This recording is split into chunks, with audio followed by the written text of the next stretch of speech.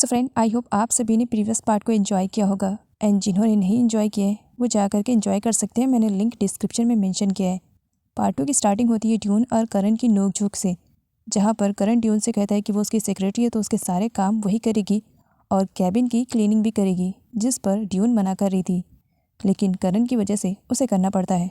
वो फटाफट करण की कैबिन की सफाई कर देती है एंड उसके बाद वो जाने वाली थी, लेकिन करण ड्यून को ताड़े जा रहा था। वो ड्यून से कहता है अभी सफाई पूरी तरीके से नहीं हुई है। तब ड्यून कहती है बहुत सही कह रहे हो, सबसे ज़्यादा डस्ट तो यहाँ पर खड़ा हुआ है, इसे डस्टबिन में डाल दूँ तो सारी सफाई हो जाएगी। करण कहता है यहाँ की विंडोज़ को साफ़ करो। ड्यून कहती है ये बहुत ज़्यादा हाई पर है, मैं कैसे करूँगी। करण कहता है मैं स्टेयर्स मंगवा दूंगा, और ड्यून से सफाई करवा रहा था। करण ड्यून के स्कर्ट्स के नीचे देखने लगता है और इस चक्कर में मैगजीन के साथ नीचे गिर जाता है। ड्यून देख लेती है, उसके बाद वो अपनी स्कर्ट को सही करने लगती है और अगली सीन में ड्यून करण की कंप्लेन लेकर जाती है किन के पास और बताती है कि सफाई के बहाने वो क्या करने की कोशिश कर रहा था। जिस पर करण कहता है मैं भाई सच कह रहा हूँ, वैसे भी मैगजीन पहले गिरी थी, उसको उठाने के लिए मैं झुक रहा था। जिस पर ड्यून कहती है मैगजीन बाद में गिरी थी, पहले तुम गिरे थे। किन अपना टाइम इन सारे लफड़ों में वेस्ट नहीं करना चाह रहा था, इसी वजह से वो अपनी सेक्रेटरी से कहता है सिचुएशन को हैंडल करने के लिए। तवन का फर्स्ट डे था जॉब पर और वहाँ पर उसका एक्स बॉयफ्रेंड अथित आ जाता है। अथित तवन से कहता है कि वो उसे एक्सेप्ट कर ले और तवन उसे दूर भाग रही थी। इस चक्कर में मियो भी वहाँ पर आ जाती है। मियो को मालूम है कि गलती उसके हस्बैंड की है, पहले तो उसे हिट करती है एंड बाद में तवन को मारती है कि वो उसके हस्बैंड को चुराने की कोशिश करी है और उस पर घटिया इल्ज़ाम लगाती है। अथित की वजह से हॉस्पिटल में बहुत ज़्यादा हंगामा हो गया था और तवन को जॉब से फायर कर दिया जाता है, जिसकी वजह से तवन रो रही थी कि उसके पास जॉब है ही नहीं। जब घर वापस आती है तब एक और सदमा मिल जाता है। उसके घर के ओनर ने उन लोगों का सामान बाहर फेंक दिया था, ये कहते हुए कि पिछले 3 महीनों का रेंट उन लोगों ने नहीं दिया है, तो इसी वजह से वो अपना घर खाली करवा रही हैं ताकि नए रेंट वालों को वो अपने घर में ला के रख सके। तवन रिक्वेस्ट करती है, हाथ पैर भी जोड़ती है कि इस वक्त वो लोग कहाँ जाएंगे, उनके पास घर भी नहीं है, लेकिन फिर भी उन्हें सड़क पर फेंक दिया जाता है, ये कहते हुए कि जब पैसे हो तब यहाँ पर आना, अपनी शक्ल मत दिखाओ, भाग जाओ। तवन और ड्यून दोनों सड़क पर आ चुके थे। तवन रो रही थी, बड़ी बहन होने के नाते ड्यून का उसे ख्याल रखना चाहिए, लेकिन उसकी वजह से आज ड्यून रोड पर थी तो उसे बहुत ही ज़्यादा बुरा लग रहा था। ड्यून तवन से कहती है एक ही पर्सन है जो इस वक्त हमारी हेल्प कर सकता है, और अगली सीन में दिखाया जाता है वो पर्सन कोई और नहीं किन था।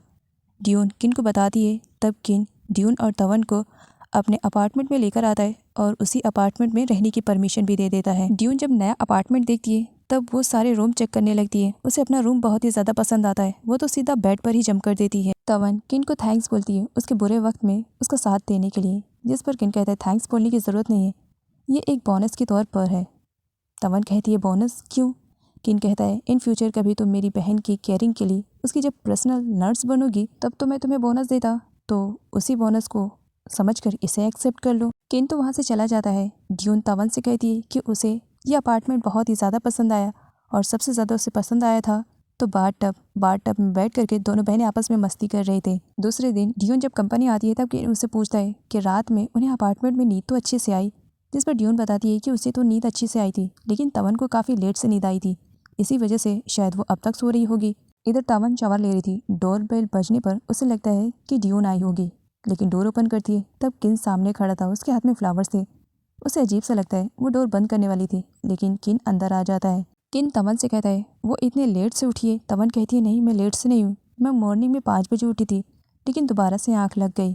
किन कहता है इसका मतलब तुमने ब्रेकफास्ट भी नहीं किया होगा। तवन कहती है मैं बना लूँगी। किन कहता है नहीं कोई बात नहीं, मैं तुम्हारे लिए ब्रेकफास्ट बना दूंगा। किन तवन की नज़रों में जितना अच्छा बनने की कोशिश कर सकता था वो अपना 100% दे रहा था ताकि वो तवन का ट्रस्ट जीत सके, और ऑलमोस्ट कहीं ना कहीं उसने तवन का ट्रस्ट जीत लिया था। तवन किन से कहती है कि किन रिच पर्सन है, इसी वजह से वो ये ना समझे कि तवन उसके एडवांटेजेस लेना चाह रही है, और यहाँ पर तवन मान जाती है कि वो उसकी सिस्टर नोडा की पर्सनल नर्स बनने के लिए तैयार है। इस बात पर किन तवन को हक कर लेता है और बाद में इसके लिए सॉरी भी बोलता है। किन तवन से कहता है कि वो तो उसकी सिस्टर नोडा को नहीं जानती है, तो वो सबसे पहले अपनी सिस्टर नोडा से उसे इंट्रोड्यूस करवाएगा और इसके लिए वो उसके घर पर चलेगी, और तवन भी मान जाती है। जब वो तवन को घर लेकर के जा रहा था तब अपनी मॉम के पास फ़ोन करता है और बताता है कि वो एक स्पेशल गेस्ट के साथ आ रहा है। उसकी मॉम पूछती है मैन है कि वुमेन है। किन कहता है वुमेन है। मॉम खुश हो जाती है क्योंकि कई सालों के बाद उन्होंने अपने बेटे को किसी लड़की के साथ सुना। किन तवन को नोडा से मिलवाने के लिए कहकर उसके साथ मूवी देखने के लिए आया था, और जब वो अंदर जाता है तब पूरा का पूरा थिएटर खाली रहता है। इस वजह से क्योंकि किन ने पूरी टिकट्स को बुक कर लिया था। तवन और वो अकेले मूवी देख रहे थे। तवन को उस वक्त कुछ ज़्यादा ही अजीब लग रहा था और अनकंफर्टेबल फील हो रहा था क्योंकि किन की हरकतें कुछ अजीब सी थी। किन यहाँ पर तवन के साथ पूरी तरीके से फ्लर्ट करने की कोशिश करता है और उसे अपने प्यार के झांसे में भी लेने की कोशिश करता है, लेकिन तवन काफ़ी समझदार थी। करण एक बार फिर से ड्यून का दिमाग ख़राब करने के लिए उसके पास आ जाता है। तभी उसकी भी लाइफ में तूफान की एंट्री होती है। ये है वीवी, जो कि K-pop आइडियल की सबसे बड़ी फ़ैन है और जस्ट कोरिया से अभी आई है। कोरिया का नशा तो इसके सर चढ़कर बोलता है और साथ ही करण का भी नशा। करण को हक करती है और ओपा कहकर बुलाती है। करण खुद को वीवी से कैसे भी छुड़वाता है। वीवी यहाँ पर करण से कहती है कि वो उसकी फेवरेट किमची लेकर आई है, जिस पर करण कहता है किमची मेरी फेवरेट या तुम्हारी। लेकिन बाद में वो ड्यून को जेलेसी फील करवाने के लिए उससे कहता है कि इस किमची को वो प्लेट में अच्छे से सर्व करके अंदर रूम में लेकर के आए। वीवी अभी कोरिया से आई थी। कुछ डांस स्टेप उसने सीखा था जो कि करण को शो करती है। एंड ओपा तुम भी मेरे साथ डांस करो, ऐसा कहकर करण को भी अपने साथ डांस करवा रही थी। तभी करण की दूसरी वाली मुसीबत टपक पड़ती है जो कि थाईलैंड वाली गर्लफ्रेंड है उसकी। और यहाँ पर ड्यून को जब मालूम पड़ता है तो स्माइल करती है और करण का पता भी बता देती है। यहाँ पर कपल वाला डांस चल रहा होता है एंड दोनों की किस होने वाली थी। तभी वहाँ पर कैट भी टपक पड़ती है। कैट अपने बॉयफ्रेंड को किसी और लड़की की बाहों में देखती है तो जंगली बिल्ली की तरह झपट पड़ती है। करण को दूर हटाती है कि यही लड़की है ना जिसकी वजह से तुम मेरे कॉल का आंसर रिप्लाई नहीं कर रहे हो, और उसे बहुत बुरी तरीके से मारती है। एंड किमची खाने के बजाय करण के फेस पर फेंक दी जाती है। मूवी काफ़ी रोमांटिक थी, ऐसा बोल करके किन तवन को थिएटर से बाहर लेकर आता है। तभी तवन को मालूम पड़ता है कि उसका फ़ोन तो सीट पर ही छूट गया है। किन फ़ोन लाने के लिए जाता है। अतिथ भी वहाँ पर था और तवन को किसी और के साथ देख करके उसे बहुत ही ज़्यादा जेलसी फील हो रही थी। वो तवन के पास आता है और पूछने की कोशिश करता है कि आखिर वो कौन है जिसके साथ वो रिलेशनशिप में आ गई है। तवन कहती है वो कोई भी हो, इससे तुम्हें फ़र्क नहीं पड़ना चाहिए, और वैसे भी पास्ट में तुम्हें अपनी लाइफ में जो करना था तुमने कर लिया और ये मेरी लाइफ है। मेरी लाइफ में मुझे जो करना रहेगा मैं कर लूँगी, मुझे किसी से परमिशन लेने की ज़रूरत नहीं है। मियो भी वहाँ पर आकर टपक पड़ती है और बजाय अपने हस्बैंड को सीधा करने के वो तवन को ही मारने लगती है और उसे सारे लोगों के सामने बहुत जलील करती है। तवन के साथ जो कुछ भी हुआ, दूर से खड़ा किन ये सब कुछ देख करके स्माइल कर रहा था एंड बाद में तवन के पास आता है और ऐसा दिखावा करता है कि मानो उसे तवन की कितनी ज़्यादा केयरिंग है। तवन के बहते हुए आंसू देख करके उसे बहुत ज़्यादा खुशी मिल रही थी कि ये तो अभी शुरुआत है, आगे आगे देखो तुम्हारे साथ क्या होता है। मियो ने तवन के कपड़े के ऊपर जूस फेंक दिया था, उसके कपड़े ख़राब हो गए थे। किन उसे नए कपड़े दिलाता है जिसे पहन करके तवन बहुत ज़्यादा अनकंफर्टेबल फील कर रही थी। प्राइस टैग देख करके तो उसकी और भी हालत ख़राब हो जाती है कि ये कपड़ा बहुत ज़्यादा महंगा है। लेकिन किन का कहना था इन कपड़ों में तुम बहुत ज़्यादा खूबसूरत लग रही हो, इन कपड़ों का प्राइस नहीं तुम्हारी खूबसूरती ज़्यादा मायने रखती है। ड्यून ने प्रॉब्लम में अपने बॉस की हेल्प नहीं की थी, इसी वजह से उसे पनिशमेंट मिलती है कि नाइट में उसे अपने बॉस के साथ डिनर के लिए चलना पड़ेगा। गेस्ट के आने की खुशी में किन की मॉम ने बहुत कुछ इंतज़ाम करके रख दिया था। जब वहाँ पर तवन आती है, तवन को देख करके सारे घर वाले काफ़ी खुश हो जाते हैं कि चलो फाइनली किन की लाइफ में कोई तो लड़की आई।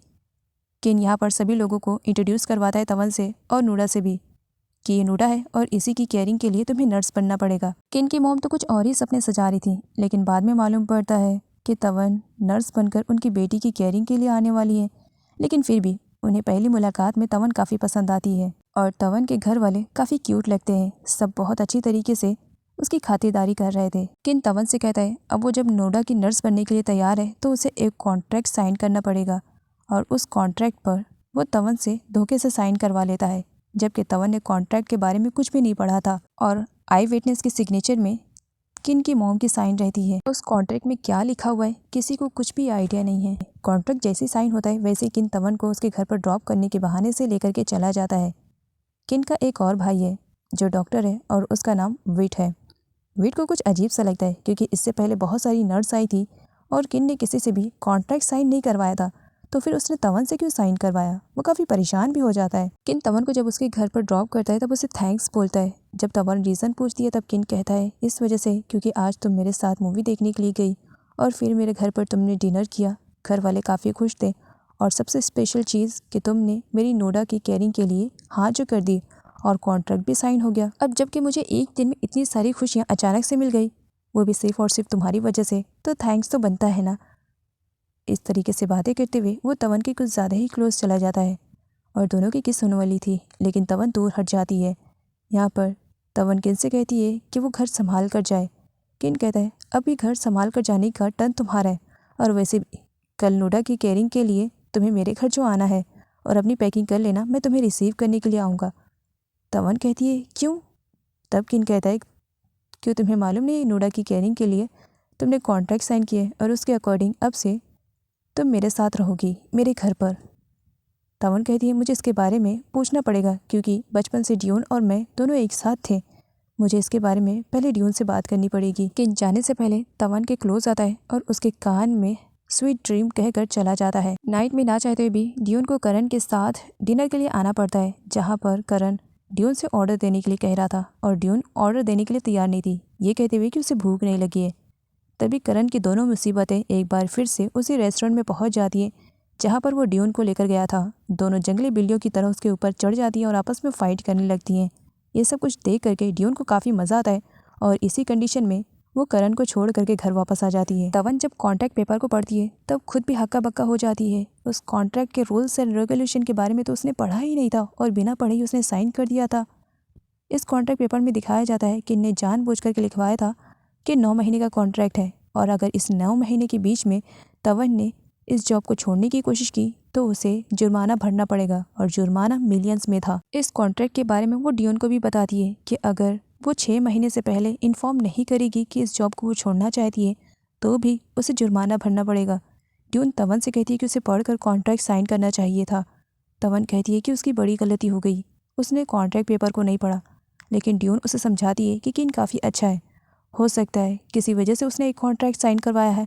वो तवन से कहती है तुम फिक्र मत करो, मैं यहाँ पर घर पर अकेले रह जाऊँगी और तुम अच्छे से ख्याल रखना, ज़्यादा नहीं बस 9 महीने का है ना, यूँ ही निकल जाएंगे। पूरे 3 सालों के बाद विन उस प्लेस पर गया था जहाँ पर गांगको के साथ उसने लास्ट टाइम गुजारा था और दोनों का यही अरमान था कि इस घर में वो दोनों अपनी ज़िंदगी गुजारेंगे। लेकिन गांगको के साथ जो एक्सीडेंट हुआ उसकी वजह से किन दोबारा उस घर पर कभी नहीं गया। आज वो कई सालों के बाद आया था और गांगको की फ़ोटो देखते हुए कहता है एक बार बस उस लड़की से मैं तुम्हारे लिए रिवेंज ले लूँ, उसके बाद आराम से यहाँ पर आकर के सेटल हो जाऊँगा और तुम्हारी यादों के साथ अपनी पूरी ज़िंदगी गुजार दूँगा। करण के फेस पे उसकी दोनों गर्लफ्रेंड्स की वजह से काफ़ी स्क्रैचेस आ चुके थे। सेक्रेटरी के पूछने पर भी करण काफ़ी गुस्से में था और वो बस ड्यून का ही पूछे जा रहा था कि उसकी सेक्रेटरी कहाँ है, वो अभी तक आई क्यों नहीं। तभी ड्यून की भी एंट्री हो जाती है। नाइट में करण के साथ जो एक्सीडेंट हुआ था उसकी वजह से वो ड्यून पर भड़का हुआ था कि उसकी गलती की वजह से आज उसके फेस पे स्क्रैचेस आ गए। अगर नाइट में उसने अपने बॉस को अकेला न छोड़ा होता तो शायद उसके फेस पे इतने स्क्रैचेस नहीं आते। सारे लोग जानने के लिए बेताब हो जाते हैं कि आखिर नाइट में ड्यून ने बॉस को क्यों छोड़ा, आखिर इन लोग के बीच में क्या कुछ चल रहा है। जिस पर ड्यून कहती है कि बॉस की गर्लफ्रेंड की वजह से ये सब कुछ हुआ। सब जानना चाह रहे थे कि उनके बॉस की गर्लफ्रेंड कौन है, लेकिन करण सभी को चिल्लाकर काम करने के लिए भेज देता है। तवन लेट से सोकर उठती है। जब वो किचन में जाती है तब कोई कुकिंग कर रहा था, उसे लगता है कि ड्यून है, लेकिन बाद में पीछे से किन की एंट्री होती है जो टाइटली उसे पकड़ लेता है। इस तरह अपने आप को किन के इतने ज़्यादा क्लोज देख करके वो डर जाती है कि आखिर वो उसके अपार्टमेंट में आया कैसे। तब किन कहता है मुझे मालूम है तुम्हें लेट हो गया उठने में और तुमने अभी तक ब्रेकफास्ट नहीं किया है, इसी वजह से मैं तुम्हारे लिए फ्राइड राइस बना रहा था। एंड अब ये मत पूछना कि मैं तुम्हारे यहाँ पर कैसे आया हूँ। वैसे अगर तुम भूल गई हो तो मैं बता दूँ कि ये अपार्टमेंट मेरा है और उसकी की मेरे पास ऑलरेडी है। मैं जब तक तुम्हारे लिए ब्रेकफास्ट बना रहा हूँ फटाफट रेडी जाओ और अपनी पैकिंग कर लो क्योंकि अब से तुम्हें मेरे ही घर पर रहना पड़ेगा। किन जब प्याज कट कर रहा था तब उसकी आंखों से आंसू निकलने लगते हैं। तवन उसे साइड करती है और खुद ही प्याज कट करने लगती है, लेकिन उसकी आंखों से आंसू नहीं निकल रहे थे। तब किन तवन से कहता है आंसू सिर्फ मेरे ही लिए क्यों, मतलब मेरे आंखों में आंसू हैं और तुम्हारे आंखों में आंसू क्यों नहीं। वैसे इसी चीज़ पर मुझे एक और बात आई, मेरी मॉम कहा करती हैं कि प्याज काटते वक्त जिस लड़की के आंखों में आंसू ना रहे वो उनकी घर की बहू बनने के लिए परफेक्ट है। तवन किन को ही देखने लगती है। तब किन कहता है ऐसा मेरी मॉम का कहना है, तुम फटाफट ब्रेकफास्ट करो और पैकिंग करो क्योंकि मुझसे तो इंतज़ार हो ही नहीं रहा है। तवन के देखने पर किन कहता है एक्चुअली नूडा तुम्हारा इंतज़ार कर रही होगी ना, तो बस तुम्हें जल्दी से उसके पास लेकर के जाना है।